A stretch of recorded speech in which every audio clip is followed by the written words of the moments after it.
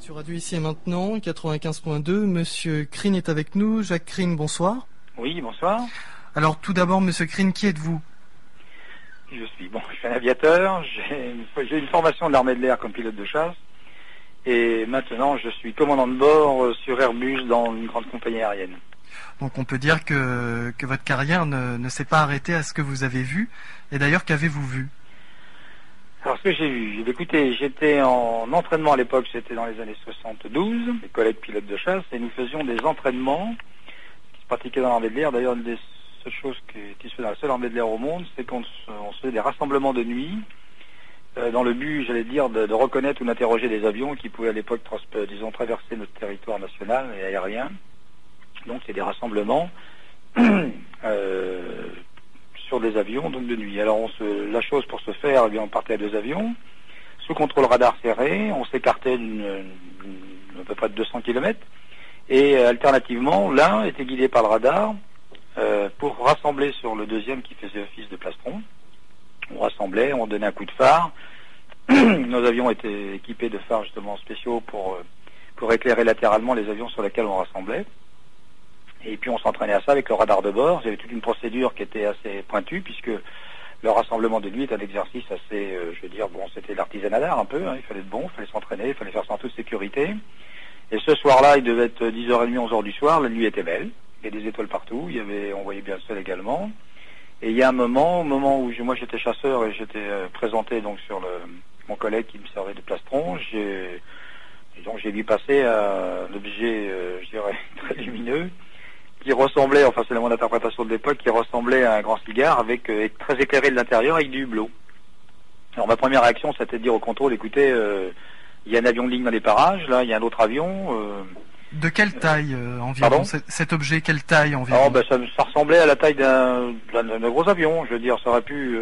à l'époque, ça m'avait pensé une caravelle, hein. La mode, c'était les avions de ligne qu'il y avait Air France, c'était les caravelles, et ça aurait pu être cette dimension-là. Mais il faut savoir que la nuit, il y a plein de sensations visuelles, un peu d'aberrations visuelles, et que les proportions sont très subjectives.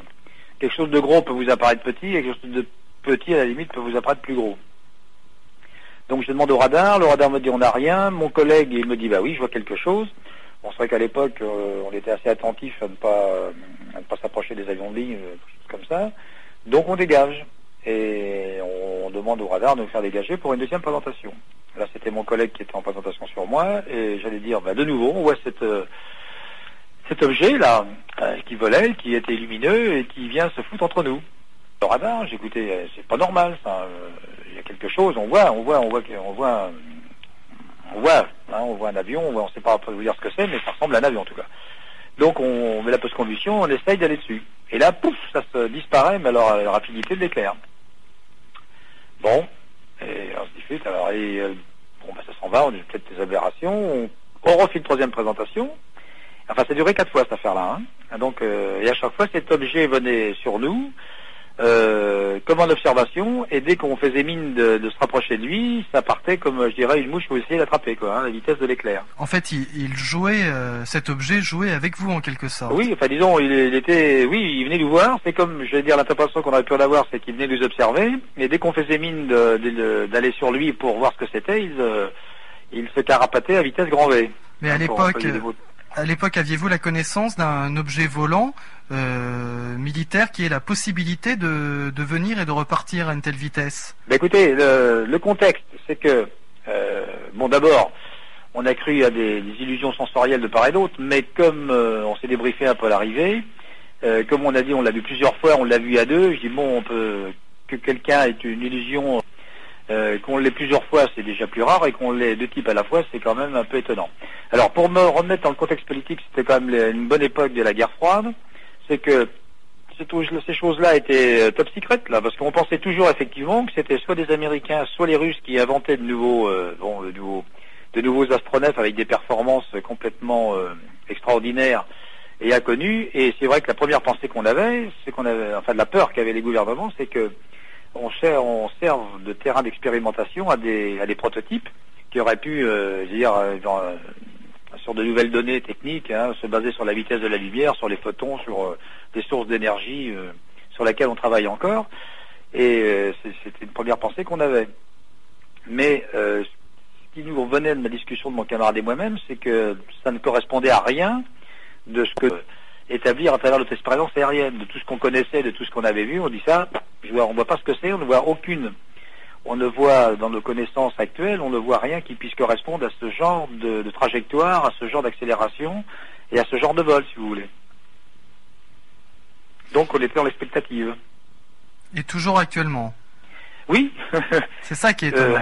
Actuellement, je me dis, bon, j'ai des images qui sont assez nettes dans ma mémoire, j'ai surtout un peu les émotions et l'état d'esprit dans lesquels j'étais, et je ne vois pas à quoi ça peut correspondre actuellement, puisque bon, maintenant, c'est un peu planétaire, bon, la Russie, on sait ce que c'est, etc., on est un peu plus au courant des progrès qu'on a fait dans la propulsion, dans le déplacement des véhicules de l'espace et tout. On sait que pour le moment, on n'a pas ce pouvoir, si vous voulez, d'avoir des véhicules qui pourraient se déplacer de cette manière. Donc, si vous voulez, on ne sait pas ce que c'est. Je ne sais toujours pas ce que c'est. Et quand je m'interroge de temps en temps, je me dis, bon, j'ai pas d'explication logique dans mes connaissances actuelles techniques qui pourraient donner l'explication. Alors, c'est vrai que l'état d'esprit qu'on avait à l'époque, on se dit, bon, c'est comme croire en Dieu à la fin. On se dit, bon, si c'est vrai, ça peut être génial, parce que ça peut être une autre dimension des gens. Enfin, vous savez, on rentre à ce moment-là dans le Spielberg qui va bien, où on se dit, bon, bah, peut-être que plus tard, on aura une explication tout à fait logique de ce phénomène. Tant il est vrai que les Américains ont à peu près gardé, je crois, Satouanel vous le dira, entre 150 ou 200 dossiers qui restent complètement objectifs et non expliqués. Il y a des images qui sont qu'on peut faire là-dedans et tous les effets spéciaux qui demeurent quand même assez étonnantes.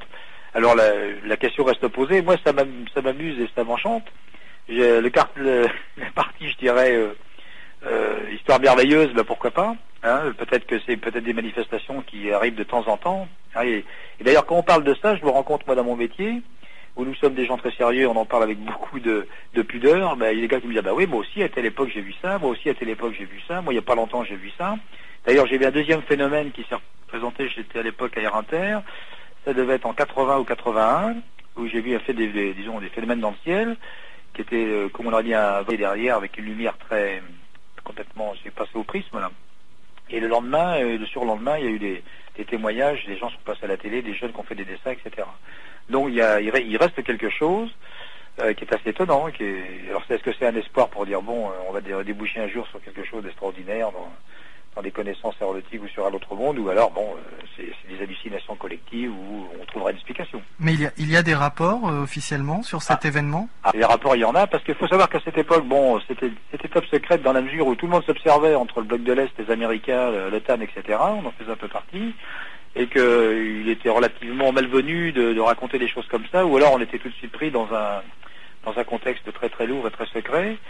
Je disais, les Américains ont fait des études sérieuses, parce qu'à partir du moment où ils s'y sont mis, ils sont très pragmatiques. Bon, où on cache, alors d'abord, je crois qu'ils ont d'abord eu une première attitude, c'est que c'est rentré dans les renseignements, dans le top secret, et que les informations qu'ils ne laissaient filtrer étaient tout propres à, comment dirais-je, à déstabiliser. Qu'actuellement, ils ont à peu près 150 à 200 cas qui sont tout à fait répertoriés dans leurs études actuelles pour lesquelles ils font des recherches. Et dans tous les pays, d'ailleurs, il y a des comptes rendus si vous voulez, de témoins oculaires qui ont, indépendamment de tout ce qu'on peut trouver dans les hallucinations collectives, les romans, les machins, les trucs, les bidules, qui ne trouvent pas d'explication, disons, grâce à la technologie actuelle. Et alors, vos supérieurs de l'époque, comment ont-ils réagi ? Ils n'ont pas réagi parce qu'on a gardé ça pour nous. Parce que quand on s'est reposé avec mon camarade, on s'est un peu regardé, on a dit, bon... qu'est-ce que t'en penses ? On a discuté longuement entre nous. On a dit c'est quand même étonnant. On a discuté longuement. On a dit, tu penses que c'est quoi ? Alors, mon camarade avec moi était pilote de genre parce que on disait nom de Dieu, qu'est-ce que c'est que ce truc quoi ? Qui est venu nous agacer, qui venait un peu comme vous savez la mouche qui vient vous observer là entre les yeux, puis on essaie de l'attraper, elle se sauve quoi. C'était assez étonnant.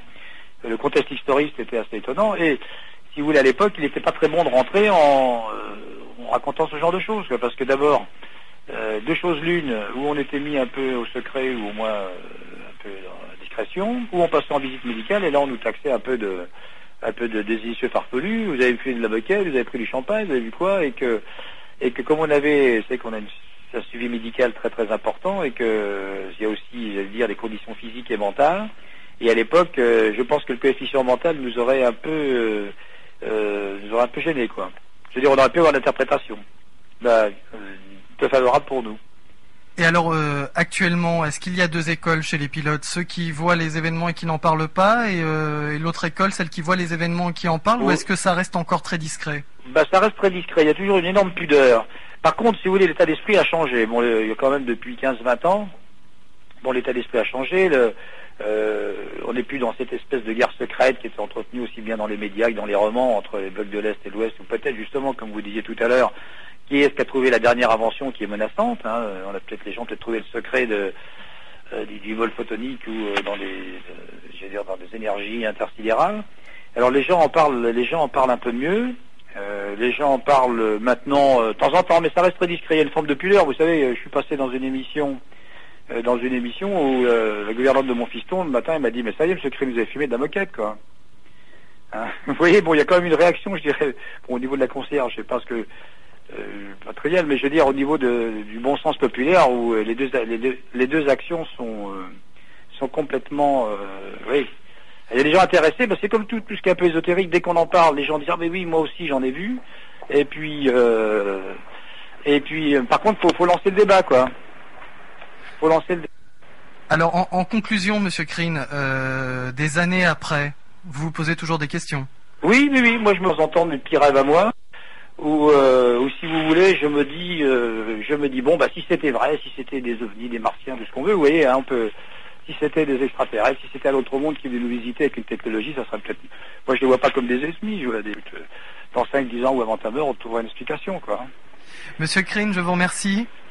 Allô? Oui, je vous remercie, Monsieur Crine, et je vous souhaite une excellente soirée. Voilà, merci. Merci. Au revoir.